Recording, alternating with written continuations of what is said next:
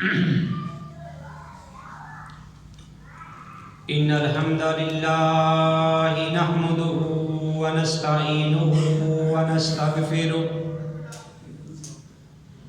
ونعوذ بالله من شرور أنفسنا ومن سيئات أعمالنا من يهده الله فلا مضل له ومن يضلل فلا هادي له وأشهد أن لا إله إلا الله وحده لا شريك له وأشهد أن محمدا عبده ورسوله يا أيها الذين آمنوا اتقوا الله حق تقاته ولا تموتن إلا وأنتم مسلمون أما بعد فإن خير الحديث كتاب الله وخير الهدي هدي محمد صلى الله عليه وآله وسلم وشر الأمور محدثاتها وكل محدثة بدعة وكل بدعة ضلالة وكل ضلالة في النار. أعوذ بالله السميع العليم من الشيطان الرجيم. بسم الله الرحمن الرحيم. قال الله تبارك وتعالى في القرآن المجيد والفرقان الحميد: الطلاق مرتان.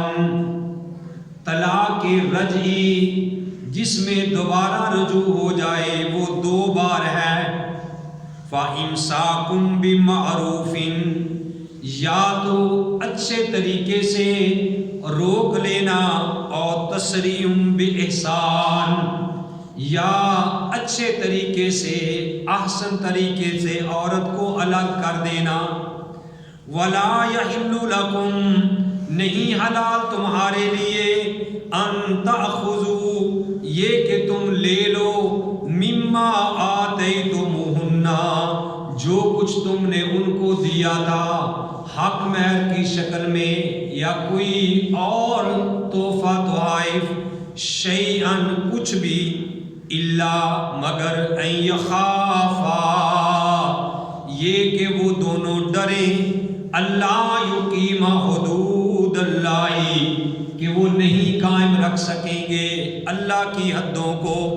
فَإِنْ خِفْتُمْ، بس اگر تم ڈرو، اللہ یقیم حدود اللہ، کہ نہیں قائم رکھ سکو گے اللہ کی حدوں کو، فَلَا جُنَاحَ عَلَيْهِمَا، پھر نہیں ہے گناہ ان دونوں پر، فِيمَا افْتَدَتْ بِهِ تِلْكَ حدود اللہ، یہ اللہ کی حدیں ہیں، فَلَا تَعْتَدُوهَا، بس اللہ کی حدوں کے قریب نہ جاؤ، اللہ کی حدوں کو کراس نہ کرو. وَمَن يَتَعَدَّ حُدُودَ اللَّهِ، اور جو اللہ کی حدوں کو کراس کرے گا، فَأُولَئِكَ هُمُ الظَّالِمُونَ، تو وہی لوگ ظالم ہیں. فَإِن طَلَّقَهَا، اگر اس نے عورت کو مرد نے طلاق دے دی ہے، فَلَا تَحِلُّ لَهُ مِن بَعْدُ، پھر نہیں اس کے لیے حلال. اگر اس نے اس کو دونوں طلاقیں دے کے فارغ کر دیا ہے، پھر نہیں اس کے لیے حلال، حَتَّى تَنْكِحَ زَوْجًا غَيْرَهُ، جب تک کہ وہ نکاح نہ کر لیں کسی اور خاوند سے.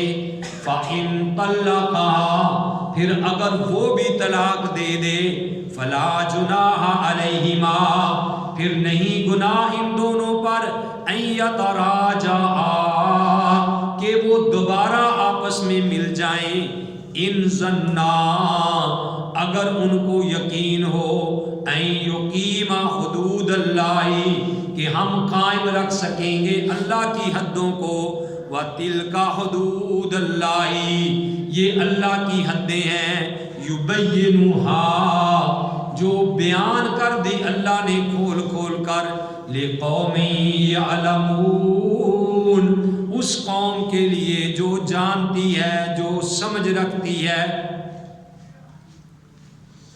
ہر قسم کی حمد و ثنا اللہ وحدہ لا شریک کی ذات پاک کے لیے، وہ اللہ جو ساری کائنات کا خالق، مالک اور رازق ہے۔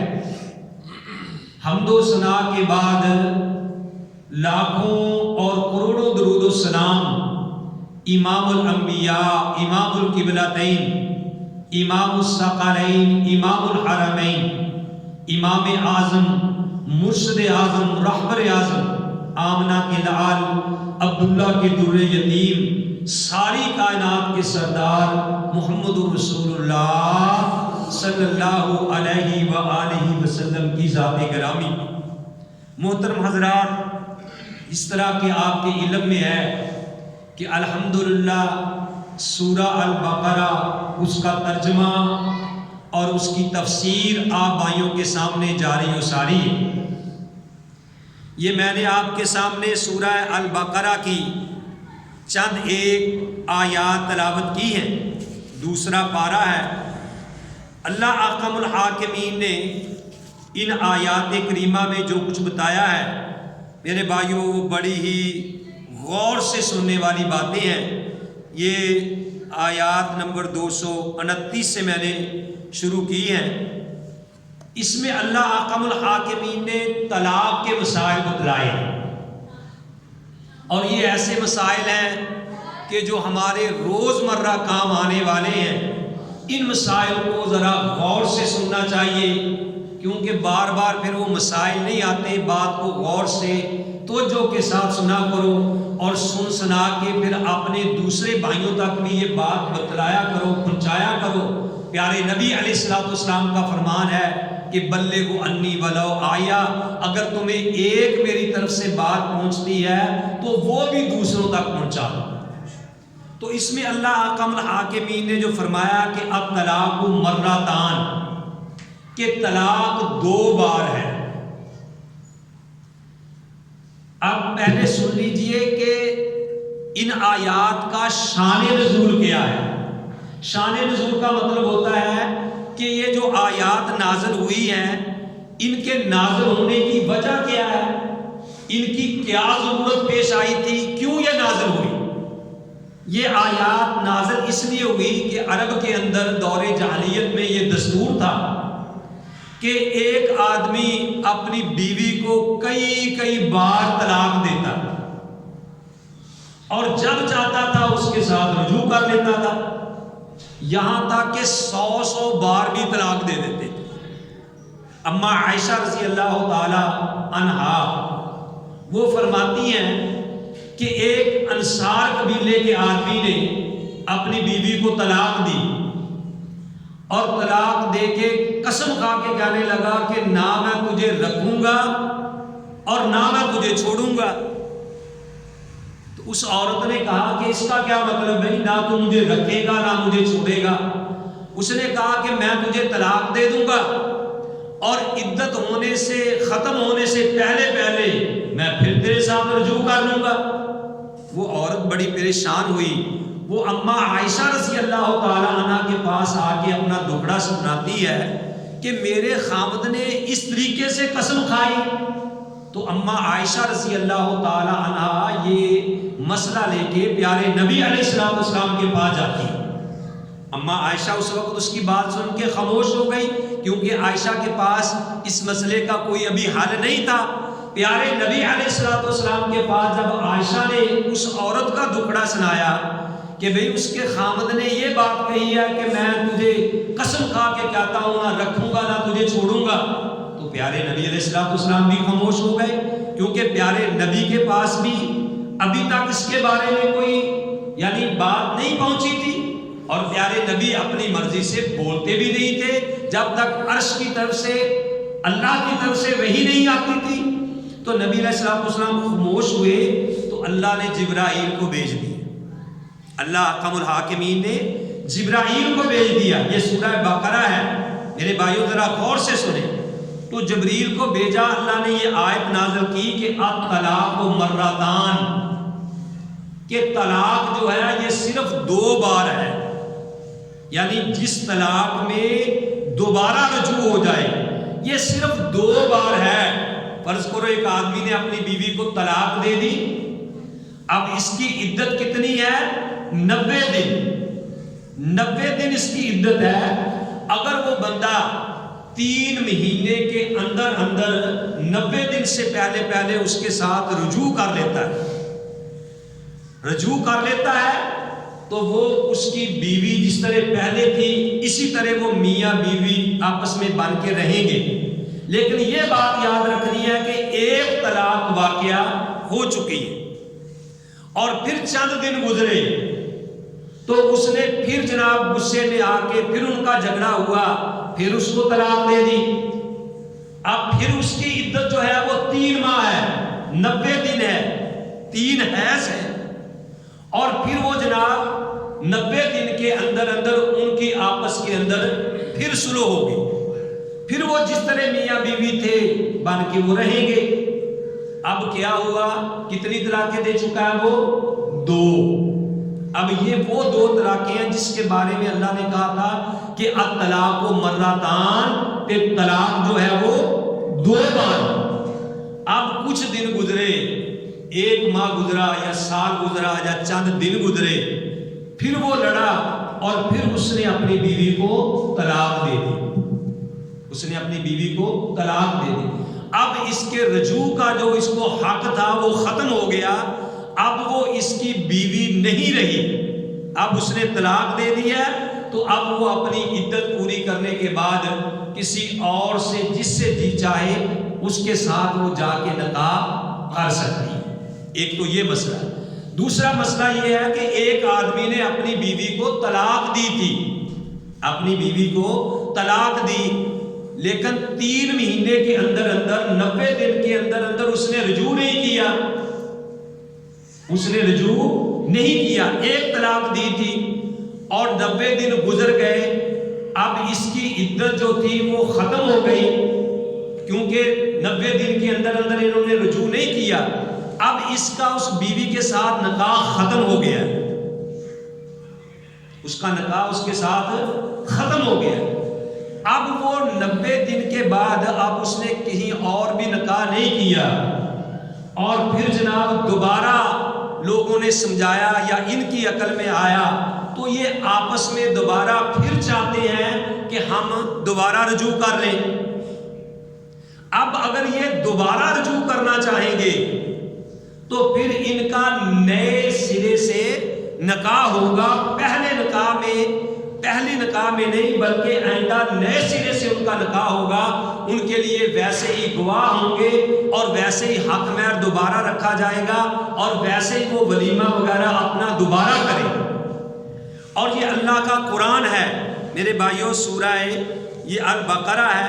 میں ذرا وضاحت کر دوں، ٹائم بھی بڑا کم ہوتا ہے، بات کو ذرا غور سے سنیں، تو اس لیے میں نے بغیر تمہید کے ہی یہ بات شروع کی ہے۔ اللہ احکم الحاکمین نے فرمایا وَإِذَا طَلَقْتُمُ النِّسَاءَ، جب تم اپنی عورتوں کو طلاق دے دو، فَبَلَغْنَا أَجَلَهُنَّ، وہ اپنی عدت کو پہنچ جائیں، یعنی وہ 3 مہینے 90 دن پورے کر لیں، فَلَا تَعْضُلُوهُنَّ، پھر ان کو تم نہ روکو، أَن يَنكِحْنَ أَزْوَاجَهُنَّ، کہ وہ اپنے خامدوں سے نکاح کریں، اذا تراضوا بینہم، جب وہ آپس میں رضامند ہو جائیں، بالمعروف، اچھے طریقے سے، ذالک یوعظ بہ، یہ اللہ کی طرف سے حکم ہے، کس کے لیے؟ من کان منکم یؤمن باللہ، جو اللہ پہ ایمان رکھتا ہے، اور آخرت پہ ایمان رکھتا ہے، ذالکم ازکی لکم واطہر، یہ تمہارے لیے بہت پاکیزگی والی بات ہے، بڑی ستھرائی والی بات ہے، واللہ یعلم، اللہ جانتا ہے، وانتم لا تعلمون، اور تم نہیں جانتے۔ اب اللہ نے کہا ہے کہ جب فرض کرو کہ آدمی نے طلاق دے دی ہے اور 90 دن گزر گئے ہیں، ایک طلاق دی تھی، 90 دن گزر گئے، اب دوبارہ چونکہ نکاح تو ختم ہو گیا، لیکن اگر وہ میاں بیوی آپس کے اندر دوبارہ شروع کر کے نیا نکاح کرنا چاہتے ہیں تو اللہ کہتے ہیں کہ وہ اگر دونوں رضامند ہیں تو وہ آپس میں دوبارہ نکاح کر سکتے ہیں۔ اب جب یہ آیت نازل ہوئی، حضرت معقل بن یسار رضی اللہ تعالیٰ عنہ کہتے ہیں کہ میری بہن تھی جمیلہ، میری بہن جمیلہ تھی، اس کو عاصم بن عدی کا جو بیٹا عاصم تھا اس نے طلاق دے دی۔ بھائیو بڑے ہی اہم مسائل ہیں، اس نے طلاق دے دی، اور جب اس نے طلاق دے دی تو عدت اس کی پوری ہو گئی، 90 دن گزر گئے، تو پھر اس نے پیغام دوبارہ بھیجا، معقل بن یسار نے کہنے لگے کہ مجھے طلاق پیغام بھیجا کہ میں اس کے ساتھ نکاح کرنا چاہتا ہوں، اور کہنے لگے کہ اور بھی مجھے کئی پیغام آئے، پیغام لوگوں نے اور بھی بھیجے تھے۔ جب اس نے نکاح بھیجا، پیغام بھیجا نکاح کے لیے، تو مجھے بڑا غصہ آیا، مجھے بڑی غیرت آئی، میں نے قسم کھا لی کہ میں تو آئندہ تیرے ساتھ کبھی بھی اس کا نکاح اپنی بہن کا نہیں کروں گا۔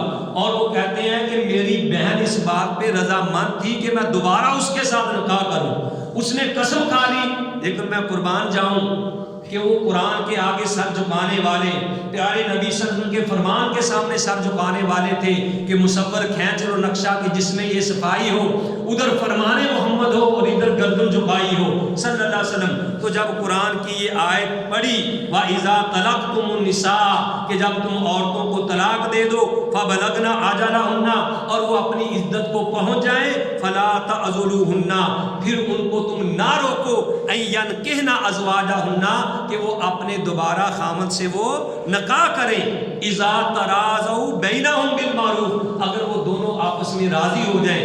تو میں قربان جاؤں، جب اللہ کا یہ قرآن سنا تو انہوں نے چونکہ قسم کھا لی تھی، وہ کہنے لگے کہ میں نے اللہ کا قرآن پڑھ کے میں نے اپنی بہن کا نکاح دوبارہ اس کے ساتھ کر دیا، اور میں نے اپنی قسم کا کفارہ ادا کر دیا۔ یہ بہت بڑی بات ہے، قسم کا کفارہ کیا ہے؟ اگر کوئی آدمی قسم کھاتا ہے تو اس کا کفارہ یہ ہے کہ وہ 10 مسکینوں کو کھانا کھلائے، یا 10 مسکینوں کو کپڑے پہنائے، یا پھر ایک غلام کو آزاد کرے، یا پھر وہ 3 روزے رکھے۔ یہ قسم کا کفارہ ہے۔ تو وہ کہنے لگے کہ میں نے اپنی قسم کا کفارہ دے دیا، اور اس کے ساتھ دوبارہ جو تھا وہ میں نے نکاح کر دیا۔ تو میرے بھائیوں، جو آیات کریمہ پڑھی ہیں سورہ بقرہ کی، تو جو اللہ نے فرمایا کہ الطلاق مرتان، طلاق 2 بار ہے۔ کون سی طلاق؟ جس میں دوبارہ شروع ہو جائے، دوبارہ رجوع ہو جائے، وہ 2 بار ہے۔ تو یہ اب کسی کے لیے یہ بھی حلال نہیں ہے کہ جو اس نے حق مہر دیا تھا یا کوئی گفٹ دیا تھا، اب طلاق دے کے اس کو واپس لے کہ میرا جی جو دیا تھا وہ واپس کر دو، میں فلاں وقت آپ کو یہ دیا تھا، فلاں وقت دے دیا تھا، کیونکہ اس نے وہ تحفہ دیا تھا۔ پیارے نبی علیہ السلام نے ارشاد فرمایا کہ جو بندہ کسی کو تحفہ دے کر، کسی کو گفٹ دے کر واپس لیتا ہے تو اس کی مثال ایسے ہی ہے جیسے کتا کہہ کر کے دوبارہ چاٹ لے۔ ہمارے ہاں ہوتا نا، کسی چیز کو ہم چیز ہبا کر دیتے ہیں، کسی کو گفٹ تحفہ دے دیا اور تھوڑی سی لڑائی جھگڑا ہوا، کوئی مسئلہ ایسا ہوا، لیا بھی میری چیز واپس کر، لیا بھی میری فلانی چیز واپس کر دے۔ پیارے نبی علیہ السلام نے فرمایا کہ اس کی مثال ایسے ہی ہے جیسے کتا کہہ کر کے دوبارہ چاٹ لے۔ تو میرے بھائیوں، اللہ کا قرآن ہے جو میں نے آپ کے سامنے پیش کیا ہے۔ اللہ احکم الحاکمین نے بڑے کھول کے اس میں مسائل بیان کیے ہیں۔ دوسری بات ذرا یہ بھی سن لیں کہ اگر کوئی آدمی کسی کو یعنی طلاق کا لفظ نہیں بولتا، یہ میرے سامنے پیارے نبی علیہ السلام کا فرمان ہے، جیسے ہم اکٹھی 3 طلاقیں دے دیتے ہیں، اگر کوئی اکٹھی 3 طلاقیں دے یہ تو بھی شرعی لحاظ سے جائز نہیں ہے۔ 3 طلاقیں اگر وہ دے گا تو میرے بھائیوں پھر بھی وہ ایک ہی تصور کی جائے گی، 3 جو ہیں ان کو تصور نہیں کیا جائے گا۔